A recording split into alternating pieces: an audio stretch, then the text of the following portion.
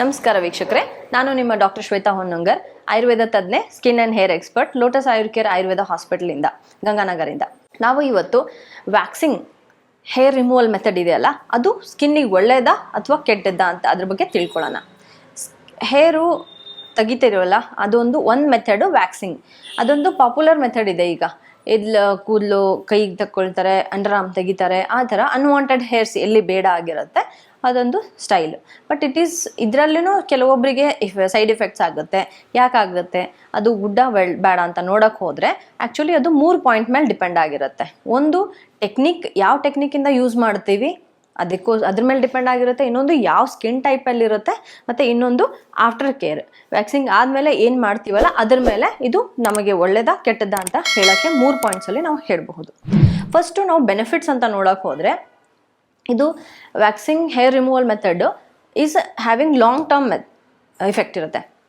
ಅಂದರೆ ಇದು ವ್ಯಾಕ್ಸಿಂಗ್ ಮಾಡಿದಾಗ ಕೂದಲು ಬುಡ ಸಮೇತ ಬಂದಿರೋದ್ರಿಂದ ಅದು ಬೇಗ ಬರೋದಿಲ್ಲ. ಒಂದು 3 to 6 weeks there is a gap.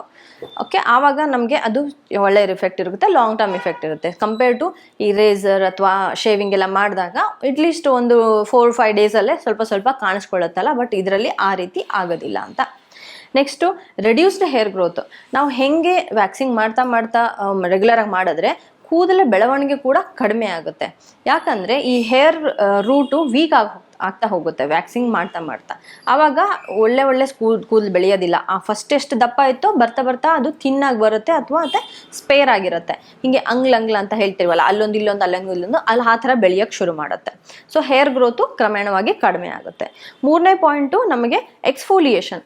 ಈ ವ್ಯಾಕ್ಸಿಂಗ್ದಲ್ಲಿ ಹೇರ್ ತೆಗಿತಾರೆ, ಅದ್ರ ಜೊತೆಗೆ ನಮಗೆ ಸ್ವಲ್ಪ ಡೆಡ್ ಸ್ಕಿನ್ನು ಮತ್ತು ಕ್ಲಾಗ್ಡ್ ಪೋರ್ಸು ಅದು ಕೂಡ ಹೋಗ್ಬಿಡುತ್ತೆ. ಅದರಿಂದ ಸ್ಮೂತಾಗಿ ಮತ್ತು ಕ್ಲಿಯರ್ ಸ್ಕಿನ್ನು ಬರುತ್ತೆ ಅಂತ ಹೇಳಬಹುದು. ಅದಲ್ಲದೆ ಈ ಶೇವಿಂಗಿಂದ ಮಾಡಿದ್ರೆ ನಮಗೆ ಏನು ರೇಸರ್ ಬಂಪ್ಸ್ ಬರುತ್ತಲ್ಲ, ಸ್ಕಿನ್ನಲ್ಲಿ ರ್ಯಾಷಸ್ ಬರೋದಾಗಲಿ, ಒಂಥರ ಗುಳೆ ಬರೋದಾಗಲಿ, ಅದು ವ್ಯಾಕ್ಸಿಂಗಿಂದ ಬರೋದಿಲ್ಲ ಅಂತ ಹೇಳ್ಬೋದು. ಇದು ನಮಗೆ ಬೆನಿಫಿಟ್ಸು. ಆದರೆ ಡ್ರಾಬ್ಯಾಕ್ ಏನು, ಯಾಕೆ ಬರುತ್ತೆ ಅಂತಂದರೆ, ಇದರಲ್ಲಿ ನಾವು ಫಸ್ಟ್ ಆ್ಯಂಡ್ ಫಾರ್ಮೋಸ್ಟು ವ್ಯಾಕ್ಸಿಂಗ್ ಹಚ್ಚಿ ಕಿತ್ತುವಾಗ ಅದು ಈ ಸ್ಟ್ರಿಪ್ಪಿಂದ ಪೇನ್ ಆ್ಯಂಡ್ ಡಿಸ್ಕಂಫರ್ಟ್ ಕೊಡುತ್ತೆ. It is not a painless procedure ಅಲ್ವಾ, ಇದು ಪೇನ್ಲೆಸ್ ಇಲ್ಲ, ಇದು ಪೇನ್ ಕೊಡುತ್ತೆ. ಅದರಿಂದ ಅದು ನೋವು ಒಂದು ತಡಿಲೇಬೇಕಾಗತ್ತೆ. ಆಮೇಲೆ ನೆಕ್ಸ್ಟು ನಮಗೆ ಸ್ಕಿನ್ ಇರಿಟೇಷನ್ ಆಗೋ ಚಾನ್ಸಸ್ ಇರುತ್ತೆ.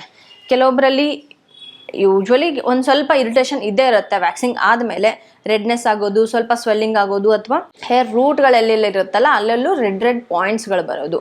ಇದು ಯೂಶ್ವಲಿ ಕೆಲವೊಂದು ಗಂಟೆಗಳಿಂದ ಒಂದು 24 ಗಂಟೆ ಅಥವಾ ಒಂದು ದಿನದಲ್ಲಿ ಸಾಮಾನ್ಯವಾಗಿ ಕಡಿಮೆ ಆಗುತ್ತೆ.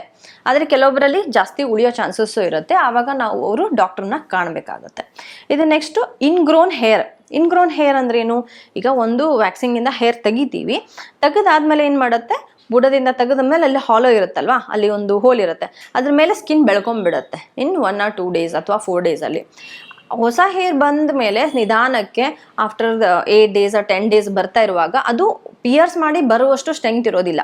ಅದು ಸ್ಕಿನ್ ಒಳಗಡೆ ಬೆಳ್ಕೊಂತ ಹೋಗುತ್ತೆ. ಕೆಲವೊಂದ್ಸರಿ ಹಾಗೆ ರೌಂಡ್ ಆಗಿ ಅಲ್ಲೇ ಕೂತ್ಕೊಂಡ್ಬಿಡುತ್ತೆ. ಅದು ಸ್ಕಿನ್ನಿಗೆ ಇರಿಟೇಷನ್ ಆಗುತ್ತೆ. ಅದಕ್ಕೆ ಇನ್ಗ್ರೋನ್ ಹೇರ್ ಅಂತೇವೆ. ಅದು ಈಸಿಲಿ ತೆಗಿಯೋಕ್ಕಾಗಲ್ಲ, ಮತ್ತೆ ಸ್ಕ್ರಬ್ ಮಾಡಬೇಕು, ಆ ಥರ ಎಲ್ಲ ಮಾಡಬೇಕಾಗತ್ತೆ. ಅದು ಒಂದು ನಮಗೆ ಡ್ರಾಬ್ಯಾಕು. ಅದು ಬಿಟ್ಟರೆ ಕೆಲವೊಬ್ಬರಿಗೆ ಅಲರ್ಜಿಕ್ ರಿಯಾಕ್ಷನ್ಸ್ ಇರುತ್ತೆ. ಈಗ ವ್ಯಾಕ್ಸಿಂಗಲ್ಲಿ ಸಿಂಪಲ್ ವ್ಯಾಕ್ಸ್, ಶುಗರ್ ವ್ಯಾಕ್ಸ್ ಇಲ್ಲ. ಈಗ ಅದರಲ್ಲಿ ಫ್ಲೇವರ್ಸ್ ಬಂದಿದೆ, ಅದರಲ್ಲಿರೋ ಏನೋ ಕಂಟೆಂಟ್ ಫ್ಲೇವರ್ಸಿಂದ ಆಗಿರಬಹುದು, ಅಥವಾ ಕೆಲವೊಬ್ಬರಿಗೆ ವ್ಯಾಕ್ಸಿಂಗಿಂದನೇ ಅಲರ್ಜಿಕ್ ರಿಯಾಕ್ಷನ್ಸ್ ಬರುತ್ತೆ. ರೆಡ್ನೆಸ್ಸು, ಈಚಿಂಗು, ಬಂಪ್ಸು, ಮತ್ತು ತುಂಬ ತಡ್ಕೊಳ್ಳೋಕ್ಕಾಗುವಷ್ಟು ಉರಿ, ಆಗದೆ ಇರೋಷ್ಟು ಉರಿ ಅದೆಲ್ಲ ಬರುತ್ತೆ.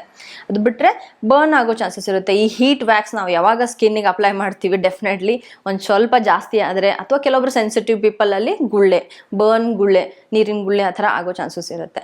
ಸೊ ಇದೆಲ್ಲ ನಾವು ಡ್ರಾಬ್ಯಾಕ್ಸು. ಇದನ್ನೆಲ್ಲ ತಲೆಯಲ್ಲಿ ಇಟ್ಕೊಂಡು ನಾವು ಪ್ರಿಕಾಷನ್ ಏನು ತೊಗೋಬೇಕು ವ್ಯಾಕ್ಸಿಂಗ್ ಮಾಡುವಾಗ ಅಂತ ನೋಡೋಕ್ಕೆ ಹೋದರೆ, ಫಸ್ಟು ಪ್ರೊಫೆಷ್ನಲ್ ಅಲ್ಲಿ ನಾವು ವ್ಯಾಕ್ಸಿಂಗ್ ಮಾಡ್ಕೋಬೇಕು. ಯಾಕೆ? ಬಿಕಾಸ್ ಅವರಿಗೆ ಒಂದು ಟೆಕ್ನಿಕ್ ಗೊತ್ತಿರುತ್ತೆ. ಒಂದು ಹೇರ್ ಗ್ರೋತ್ ಯಾವ ಥರ ಇರುತ್ತಲ್ಲ ಆ ರೀತಿ ಹಚ್ಬಿಟ್ಟು ಅದ್ರ ಅಪೋಸಿಟ್ ಡೈರೆಕ್ಷನಲ್ಲಿ ಅದನ್ನು ಸ್ಟೆಪ್ಪನ್ನು ಎತ್ತೋದಿರುತ್ತೆ. ಅದು ಗೊತ್ತಿರುತ್ತೆ ಅವರಿಗೆ. ಮತ್ತು ಹೀಟ್ ಎಷ್ಟು ಟೆಂಪ್ರೇಚರಲ್ಲಿ ನಾವು ಹಚ್ಚಬೇಕು ಅನ್ನೋದನ್ನು ಗೊತ್ತಿರುತ್ತೆ. So they are professionals. ಅದರಿಂದ ರಿಸ್ಕ್ ಫ್ಯಾಕ್ಟರ್ಸು ಕಡಿಮೆ ಆಗುತ್ತೆ, ನಮಗೆ ಬರ್ನ್ ಚಾನ್ಸಸ್ ಇರಲ್ಲ ಅಂತ ಹೇಳಬಹುದು. ನೆಕ್ಸ್ಟು ಏನು ಪ್ರಿಪೇರ್ ಮಾಡಬೇಕು ಅಂತಂದರೆ, ಪ್ರಿಪ್ರೇಷನ್ ಅಂದರೆ ನಿಮಗೆ ಸ್ಕ್ರಬ್ ಮಾಡ್ಕೋಬೋದು. ಈಗ ನಿಮಗೆ ಪ್ಲ್ಯಾನ್ ಇದೆ ವ್ಯಾಕ್ಸಿಂಗ್ ಮಾಡ್ಕೋಬೇಕು ಅಂತಂದಾಗ 1 ರಿಂದ 2 ದಿನ ಮುಂಚೆನೇ ನೀವು ನಿಮ್ಮ ವ್ಯಾಕ್ಸಿಂಗ್ ಮಾಡೋ ಜಾಗದಲ್ಲಿ ಸ್ಕ್ರಬ್ ಮಾಡ್ಕೋಬಹುದು. ಇದರಿಂದ ಏನಾಗುತ್ತೆ, ಈ ಇನ್ಗ್ರೋನ್ ಆಗ್ತದೆ ಅಂತ ಹೇಳಿದ್ವಲ್ಲ ನಾವು ಹೇರ್ಸು, ಅದನ್ನು ನಾವು ತಡಿಬೋದು. ರಿಸ್ಕ್ ಫ್ಯಾಕ್ಟರ್ನ ನಾವು ತಡೆಗಟ್ಬೋದು. ಇದಿಲ್ಲದೆ ಪೋಸ್ಟ್ ವ್ಯಾಕ್ಸ್ ಕೇರ್, ಈ ವ್ಯಾಕ್ಸಿಂಗ್ ಆಗೋಯ್ತು ಮುಂದೆ ಏನು ಮಾಡಬೇಕು ಅಂತ ಇಮಿಡಿಯೇಟ್ಲಿ ಒಂದು ಐಸ್ ತೊಗೊಂಡು ಮಸಾಜ್ ಮಾಡಬೇಕು. ಯೂಶ್ವಲಿ ಎಕ್ಸ್ಪರ್ಟ್ಸ್ ಎಲ್ಲ ಮಾಡ್ತಾರೆ, ಅದು ಬಿಟ್ಟು ನೀವು ಮಾಡಬೇಕಾಗತ್ತೆ. ಅಥವಾ ಅಲೋವೆರಾ ಜೆಲ್ಲು, ಸೂತಿಂಗ್ ಕ್ರೀಮ್ಸು ಏನಾದರೂ ಹಚ್ಚಬೇಕಾಗುತ್ತೆ. ಸೊ ಅಲ್ಲಿ ಏನಾಗಿರೋ ಇರಿಟೇಷನ್ ಇರುತ್ತಲ್ಲ ಅದನ್ನು ನಾವು ಅಲ್ಲೇ ಸಬ್ಸೈಡ್ ಮಾಡ್ದಂಗೆ ಆಗುತ್ತೆ. ಅದಲ್ಲದೆ ಮತ್ತೆ ಈ ವ್ಯಾಕ್ಸಿಂಗ್ ಆದಮೇಲೆ ಹಾಟ್ ವಾಟರ್ ಬಾತ್, ಅಂದರೆ ಟೂ ಮಚ್ ಹಾಟ್ ವಾಟರ್ ಬಾತು, ಸ್ಟೀಮ್ ತೊಗೊಳ್ಳೋದು ಅದನ್ನೆಲ್ಲ ಅವಾಯ್ಡ್ ಮಾಡಬೇಕು. ನೆಕ್ಸ್ಟು ಟೈಟ್ ಕ್ಲಾತಿಂಗು, ತುಂಬ ಟೈಟ್ ಆಗಿರೋ ಬಟ್ಟೆಗಳನ್ನ ಅಟ್ಲೀಸ್ಟ್ ಒಂದು ದಿನದವರೆಗೂ ನಾವು ಹಾಕಬಾರ್ದು. ಇದರಿಂದ ಇರಿಟೇಷನ್ ಕೂಡ ಕಡಿಮೆ ಆಗುತ್ತೆ ಅಂತ ಹೇಳಬಹುದು. ಮತ್ತು ಯಾವುದೇ ಟೈಮಲ್ಲೂ ನಾವು ಹೊಸ ವ್ಯಾಕ್ಸು ಅಥವಾ ಹೊಸ ಫ್ಲೇವರ್ ಯೂಸ್ ಮಾಡ್ತೀವಿ ಅಂದಾಗ ಒಂದು ಸಣ್ಣ ಪ್ಯಾಚ್ ಟೆಸ್ಟ್ ಮಾಡಿ ಮುಂದುವರಿಯೋದು ಉತ್ತಮ. ಅದು ನಮಗೆ ಸೂಟ್ ಆಗಲಿಲ್ಲ ಅಂದರೆ ಅದಕ್ಕೆ ಹೋಗದೇ ಇರೋದು ಒಳ್ಳೆಯದು. ರೆಗ್ಯುಲರ್ ಮೇಂಟೆನೆನ್ಸ್, ಇದು ವ್ಯಾಕ್ಸಿಂಗ್ ಆ್ಯಕ್ಚುಲಿ ಒಳ್ಳೆಯದು ಅಂತ ಹೇಳ್ಬೋದು. ಈ ತುಂಬ ಜಾಸ್ತಿ ಕೂದಲಿರುತ್ತಲ್ಲ, ನೋಡೋಕ್ಕೆ ಅಸಹ್ಯ ಕಾಣಿಸುತ್ತೆ, ಎಸ್ಪೆಷಲಿ ಕೈಗಳಲ್ಲಿ ಆಗಿರ್ಬೋದು, ಕೆಲವೊಂದು ಗಂಡು ಮಕ್ಕಳಲ್ಲಿ ಎದೆಯಲ್ಲಿ ಆಗಿರ್ಬೋದು, who are in the shooting profession ಅಥವಾ ಮಾಡೆಲ್ ಎಲ್ಲ ಇರ್ತಾರಲ್ಲ ಅಂಥವರಲ್ಲಿ ಇದನ್ನು ರೆಗ್ಯುಲರಾಗಿ ಯೂಸ್ ಮಾಡಿದ್ರೆ ಸ್ಲೋಲಿ ಆ ಹೇರ್ ಗ್ರೋತ್ ಕಡಿಮೆ ಆಗುತ್ತೆ ಮತ್ತು ನಿಮಗೆ ಪೇಯ್ನು ಇಂಟೆನ್ಸಿಟಿನೂ ಕೂಡ ಕಡಿಮೆ ಆಗುತ್ತೆ ಅಂತ ಹೇಳ್ಬೋದು. ನೋಡಿದ್ರಲ್ಲ, ವ್ಯಾಕ್ಸಿಂಗಿಂದ ಏನೇನು ಡ್ರಾಬ್ಯಾಕ್ಸ್ ಆಗುತ್ತೆ ಮತ್ತು ಬೆನಿಫಿಟ್ಸ್ ಇದೆ ಅಂತ ನೋಡಿದ್ವಿ. ಸೊ ಪ್ರೊಫೆಷ್ನಲ್ಲಿಂದ ಕರೆಕ್ಟಾಗಿ ನಾವು ಯೂಸ್ ಮಾಡಿಕೊಂಡ್ರೆ ಅದು ಬೆನಿಫಿಟ್ ಆಗೇ ಆಗುತ್ತೆ. ಆದರೆ ಇದು ಎಲ್ಲ ಸ್ಕಿನ್ ಟೈಪ್ಸ್ಗೂ ಸೂಟೇಬಲ್ ಅಲ್ಲ. ಸೆನ್ಸಿಟಿವ್ ಮತ್ತು ಸೆನ್ಸಿಟಿವ್ ಏರಿಯಾಗಳಲ್ಲಿ ಅಟ್ಮೋಸ್ಟ್ ಪ್ರಿಕಾಷನ್ ತೊಗೊಂಡು ಮಾಡ್ಕೋಬಹುದು. ಇದನ್ನು ಹೇಗೆ ಉಪಯೋಗಿಸ್ತೀರಾ, ಇದ್ರ ಮೇಲೆ ನಿಮಗೆ ಈ ಪಾಯಿಂಟ್ಸ್ ಮೇಲೆ ನಿಮಗೆ ಉಪಯೋಗ ಆಗುತ್ತೆ ಅಂತ ಅಂದ್ಕೊಂಡಿದ್ದೀನಿ.